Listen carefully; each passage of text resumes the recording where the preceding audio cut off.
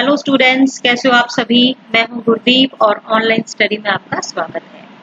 तो बेटा आज हम करेंगे हरिवंश राय बच्चन साहब का एक इनकी जो पोइम है आत्म परिचय।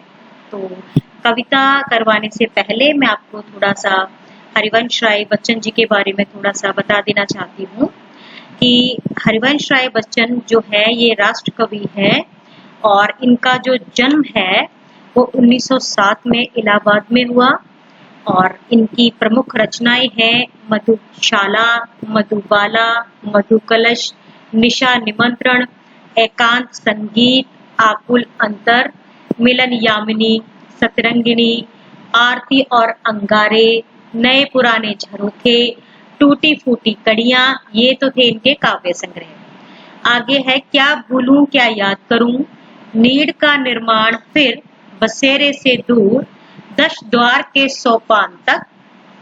ये बेटा इनके ये जो आत्मकथा है इनकी 4 खंडों में ये जो विभाजित है, तो इसमें इन्होंने अपने बारे में ही सारा लिखा है।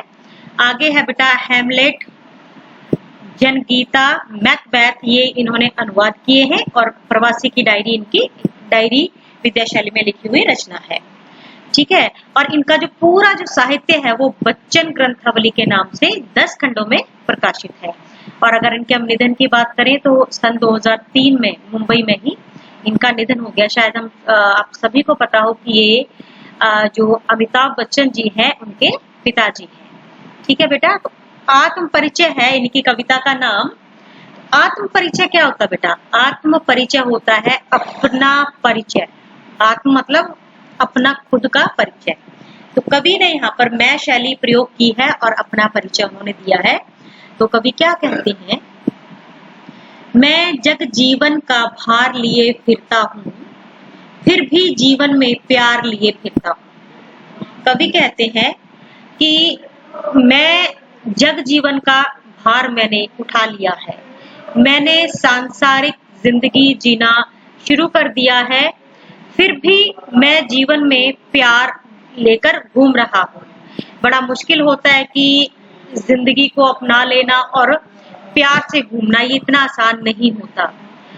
कहते कि कर दिया किसी ने झंकृत जिनको छूकर, मैं सांसों के 2 तार लिए फिरता हूँ। तो यहाँ पर बात की है कवि ने कि कर दिया किसी ने झंकृत।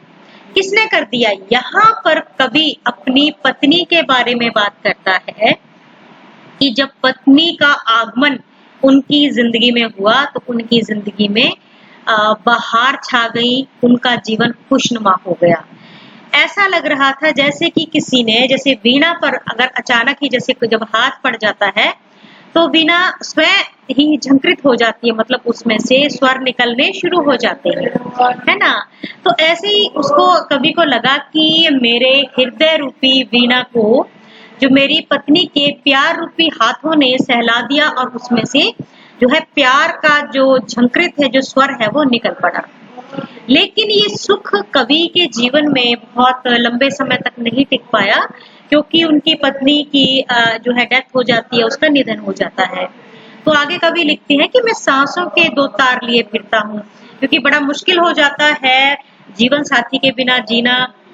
तो कहता है कि बस मैं सांसों रूपी जो तार है वो लिए फिरता हूँ और बस मैं अपनी पत्नी की याद में जिए जा रहा हूँ। आगे है बेटा, मैं स्नेह सुरा का पान किया करता हूँ, मैं कभी न जग का ध्यान किया करता हूँ। अर्थात स्नेह क्या होता है? प्यार। और सुरा क्या होता है? सुरा होता है बेटा शराब। कि मैं प्यार की ही जो शराब है वो पीता हूँ। लोग तो अलग अलग नशे करते हैं, लेकिन मैं तो प्यार की ही शराब पीता हूँ। मैं कभी भी दुनिया वालों का ध्यान नहीं करता, मैं कभी भी इनको बॉदर नहीं करता, मैं कभी भी इनकी परवाह नहीं करता। ठीक है, जग पूछ रहा उनको जो जग की गाते, मैं अपने मन का गान किया करता हूँ। देखिए ये तो हमारे ये दुनिया की फितरत है कि अगर आप लोगों की चापलूसी करोगे, उनकी बड़ाई करोगे, तो मतलब कि वो भी आपके आगे पीछे घूमेंगे कि अगर आप तारीफ करोगे तो बदले में आपको तारीफ मिलेगी। तो कहता है कि मुझे ये झूठा सा जीवन पसंद नहीं है, मैं किसी जग को नहीं पूछता, मैं किसी के बारे में बात नहीं करता, मैं तो बस अपने मन का गान किया करता हूँ। मतलब जो मेरे मन को पसंद है मैं तो बस वही गाता हूँ, वही काम करता हूँ जो मेरे दिल को भाता है।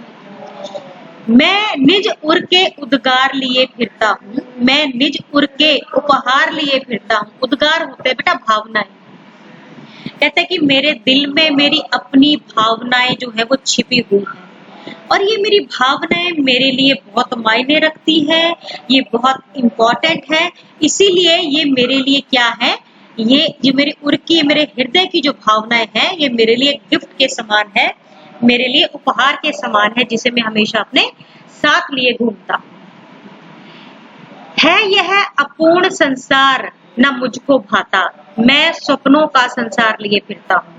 देखिए कवि कहता है कि ये जो संसार है ये अपूर्ण है, मुझे ये अपने आप में कंप्लीट नहीं लगता, मुझे ये पूर्ण नहीं लगता।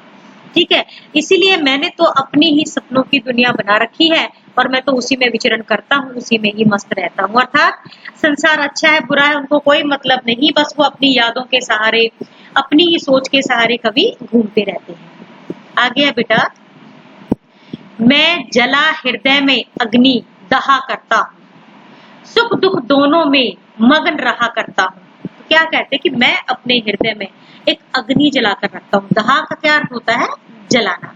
तो मैं अपने हृदय में क्या है, भावनाओं की एक अग्नि जला के रखता हूँ। मेरे जीवन में सुख और दुख दोनों है, मतलब कि ये किसी के भी अगर लाइफ की बात करें तो सुख और दुख दोनों का ही जो मिक्सचर है, दोनों का ही संगम ही किसी की लाइफ कही जा सकती है। तो कवि के जीवन में भी जो सुख है और दुख है दोनों है, लेकिन वो कहता है कि मैं ना तो सुख का शोर मचाता हूँ ना दुख का रोना रोता हूँ, मैं सुख दुख को अपने मन में ही रहकर मगन रहता हूँ, खुश रहता हूँ। जग भव सागर तरने को नाव बनाए, मैं भव मौजों पर मस्त बहा करता हूँ।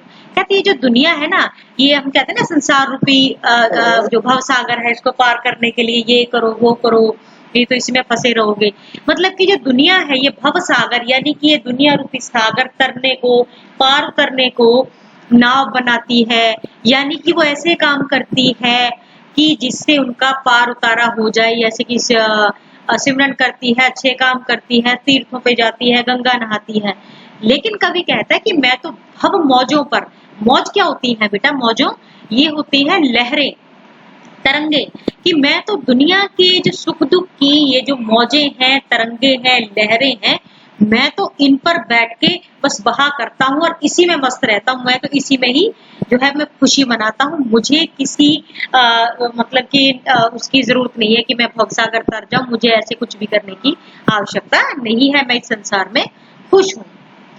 मैं यौवन का उन्माद लिए फिरता हूँ, मैं यौवन का उन्माद लिए फिरता हूँ, उन्मादों में अवसाद लिए फिरता हूँ। उन्माद क्या होता है बेटा, देखिए सबसे पहले यहाँ पे यौवन शब्द है, यौवन होता है जवानी, ठीक है, और उन्माद क्या होता है, एक जज्बा होता है, एक किसी काम करने को ठानना, जैसे एनर्जी जिसको हम बोलते हैं, उन्माद उसको कहते हैं। और अवसाद होता है बेटा, अवसाद कहते हैं दुख को, तकलीफ को, ठीक है। तो कहते हैं कि मेरे अंदर यौवन का, जवानी का उन्माद है, उत्साह है, जज्बा है, जोश है, और मैं उस जोश के साथ घूमता हूँ।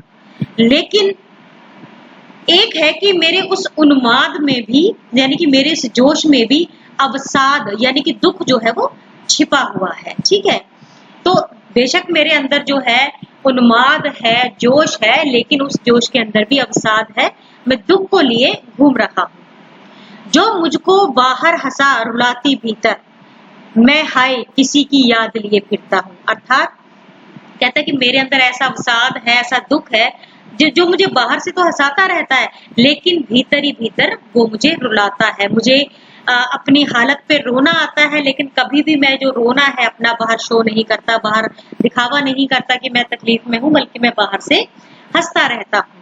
मैं हाय किसी की याद लिए फिरता हूँ। देखिए अभी मैंने ऊपर बताया था कि जो कवि की पहली पत्नी थी उनका निधन हो गया था, तो इसीलिए वो उस जो उनकी याद है वो कहीं ना कहीं कवि को तोड़ती भी है, लेकिन फिर भी वो उनकी याद को लिए घूमते हैं।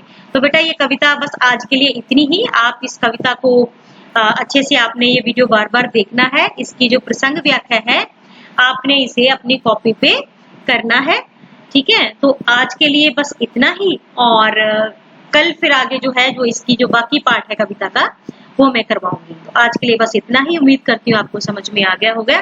Thank you so much.